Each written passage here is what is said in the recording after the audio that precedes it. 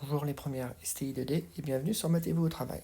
Aujourd'hui, séquence très rapide, je n'ai pas grand chose à vous dire à part d'aller sur Pronote récupérer la correction de cet exercice qui était assez simple.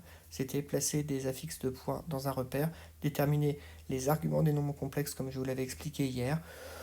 Bon, j'ai survolé vite fait cette feuille d'exercice, il n'y a pas grand chose de très compliqué. Dans l'exercice 1, il y avait à placer les points, voilà, vous avez juste à vérifier dans le A et dans le B que vous avez placé correctement les points 1.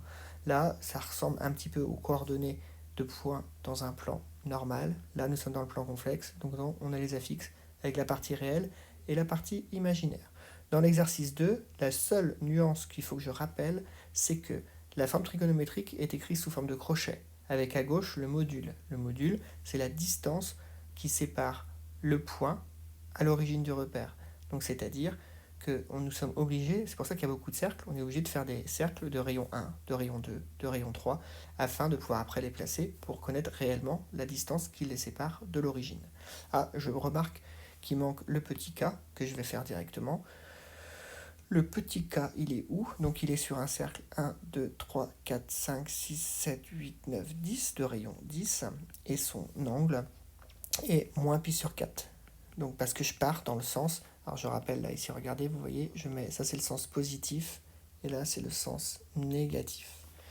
Donc là encore, on se place, moi je vous conseille de repérer d'abord le cercle, et après de revoir la trigo, les angles en radian, que vous avez déjà vu en fin de seconde, et que vous avez vu en début d'année en spécialité avec Madame Barr. Dans l'exercice 3, vous voyez, j'ai d'abord tracé les cercles en rouge de différents rayons. On voyait que nous avons besoin de rayons 1, 2, 3, 4, 5. Bon, je n'ai pas fait le 8, sachant que l'angle était nul. Sachant que l'angle est nul, forcément, c'était un réel pur sur l'axe des abscisses. Donc, voilà. Après, on place les...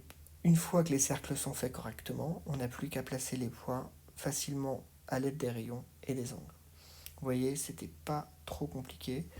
Je vous propose de regarder la suite de la correction par vous-même en utilisant le fichier PDF et je vous dis à demain pour la suite des séquences.